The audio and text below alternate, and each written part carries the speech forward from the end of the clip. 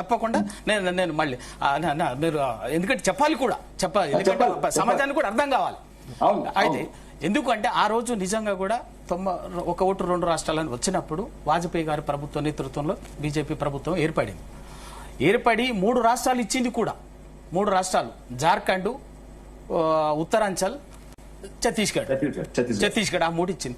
అప్పుడే తెలంగాణ ఇచ్చుంటే మీరు ఇప్పుడు మాట్లాడుతున్నటువంటి అంశాలన్నిటి కూడా దేనికి కూడా అవకాశం ఉండేది కాదు. రైట్, నిజంగా కూడా అది చేయలే.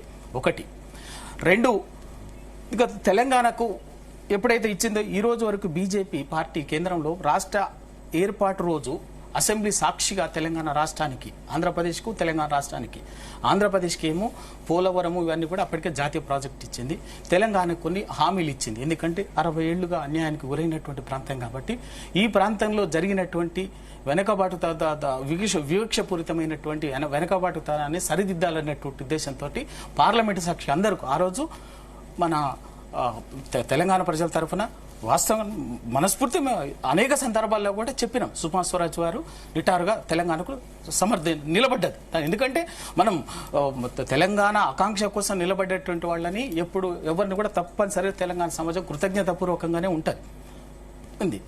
అట్లా అన్ని పక్షాలు కలిపి ఆ రోజు హామీలు ఇచ్చింది.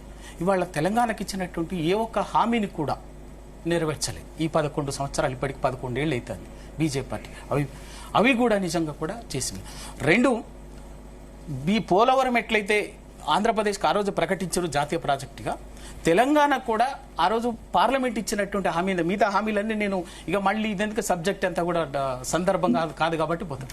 ఒకటి ప్రధానంగా ఏంటంటే తెలంగాణ కొత్త ప్రభుత్వం ఏర్పడిన తర్వాత రాష్ట్రం కాబట్టి ఆ రాష్ట్ర సూచన మేరకి ఒక భారీ నీటి ప్రాజెక్టుని జాతీయ ప్రాజెక్టుగా ప్రకటిస్తామని చెప్పాను. ఆ రోజు కనుక నిజంగా మీరు ఒక కాళేశ్వరం ప్రాజెక్టును లేదా పాలమూరు రంగారెడ్డి ప్రాజెక్టును ఏదో ఒకటి జాతీయ ప్రాజెక్టుగా 2014 అధికారం వచ్చిన తర్వాత బీజేపీ జాతీయ ప్రాజెక్టుగా ప్రకటించుంటే ఇవాళ చాలా విషయాల్లో కూడా మీరు అన్నటువంటి దాన్ని కూడా ఒక అర్థము, సార్థకత, సహేతుకతగా ఉండేది. కానీ అవి చేయలేదు. కాబట్టి తెలంగాణ విషయంలో ఇప్పటికైనా బీజేపీ పార్టీ నిజాయితీ ఉంటే సరే అయిపోయింది. తెలంగాణకి ఇచ్చినటువంటి ప్రతి హామీని పార్లమెంటు సాక్షిగా ఇచ్చినటువంటి విభజన హామీలను అమలు చేయండి, నిజాయితీ చాటుకోండి. అప్పుడు ప్రజలు మిమ్మల్ని మీ పట్ల విజ్ఞతతో ఆదరిస్తుంది కాదంటలేదు. 2 బీసీ అన్నారు. బీసీల పట్ల ఇవాళ దేశంలో నేను ఒక బీసీ బిడ్డగా, నేను తెలంగాణ కోసం తనలాడినటువంటి ఒక తెలంగాణ ఉద్యమకారుడి ఎట్లా ఉందో ఇప్పుడు బీసీ బిడ్డగా కూడా నేను ఇప్పుడు మిత్రులు శాసనసభ్యులు రాకేష్ రెడ్డి గారు ప్రస్తావించారు కాబట్టి తప్పనిసరి అది కూడా నేను చెప్పాలి. ఈ దేశంలో బీసీలకు 7 దశాబ్దాల పాటు, దాదాపు 7-7.5 దశాబ్దాల పాటు బీసీలకు అన్యాయం చేసి గొంతు కోసినటువంటి వాళ్ళు 2 జాతీయ పార్టీలు, అటు కాంగ్రెస్ ఇటు బీజేపీ. ఇప్పటికీ బీజేపీ పార్టీ ప్రధానమంత్రి బీసీ బిడ్డ అంటారు. మేము అడుగుతున్నాం ఏంటంటే ఇప్పటికీ కేంద్రంలో ఒక బీసీ మంత్రిత్వ శాఖ లేదండి. బీసీ మంత్రిత్వ శాఖ లేదు, పెట్టండి. 2 మహిళా రిజర్వేషన్లు తీసుకొచ్చినారు కదా, అదే చట్టసభల్లో బీసీ రిజర్వేషన్లు తీసుకురండి, స్వాగతిస్తాం. ఒక బీసీ బిడ్డగా నేను చేస్తున్నా.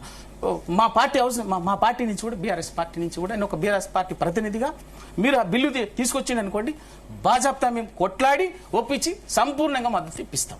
1. 2వది ఇవాళ ఎందుకు అంటే కాంగ్రెస్ పార్టీ దేశంలో అంతకుముందు ఈ దేశంలో ఇండియా కాలంలో బ్రిటిష్ పరిపాలనలో ఈ దేశంలో కులగణన జరిగింది. కానీ దేశానికి స్వాతంత్రం వచ్చి 1871 నుంచి 1931 వరకు జరిగిన కులగణనలో కులాల వారీగా జనాభా లెక్కలు కులాల వారీగా జనాభాలు తీశారు. 41లో లెక్కలే జరగలేదు, ఎందుకంటే 2వ ప్రపంచ యుద్ధం కారణంగా జరగలేదు, అయిపోయింది. స్వాతంత్రం వచ్చిన తర్వాత జరిగిన మొట్టమొదటి 1951లో జరిగినాయి. ఆ రోజు బీసీ కులగణనకు సంబంధించినటువంటి దాన్ని అధికారికంగా ఫైల్ పెడితే కూడా నెహ్రూ గారు తిరస్కరించి అక్కర్లేదు, ఓన్లీ ఎస్సీ ఎస్టీని మాత్రమే జరపండి అని చెప్పేసి అక్కడి నుంచి మొదలైనటువంటిది. ఇక మళ్ళీ అదొక బీసీ అనే సబ్జెక్టు ఇప్పటి వరకు జరగలేదు. ఇవాళ బీజేపీ పార్టీ దేశవ్యాప్తంగా కులగణన చేస్తామని చెప్పేసి చెప్పింది. సంతోషం, వెల్కమ్ చేసినాం ఒక బీసీ బిడ్డలుగా మేము. అది ఎందుకంటే మాది 7.5 దశాబ్దాలుగా మా తనలాట పోరాడు. ఎట్లా తెలంగాణ రాష్ట్ర సాధన అనేది ఎట్లా ఉండేనో ఇవాళ బీసీ కులగణన అనేది కూడా మాకు ఒక తనలాట. బీసీ కులగణన జరగాలి, నిర్ణయం చేసుకున్నందుకు చెప్పారు. దాని కులగణనతోనే సరిపోదు, ఆ దామాషా పద్ధతిలో చట్టసభల్లో అన్నిట్లలో బడ్జెట్లో కానీ లేకపోతే ఉద్యోగ ఉపాధి అవకాశాల్లో కానీ జనాభాలో కానీ చట్టసభలో కానీ బీజేపీ తెలంగాణకి ఏమి చేయలేదు మీరు చెప్తున్నారు. అంటే మీరు కేసీఆర్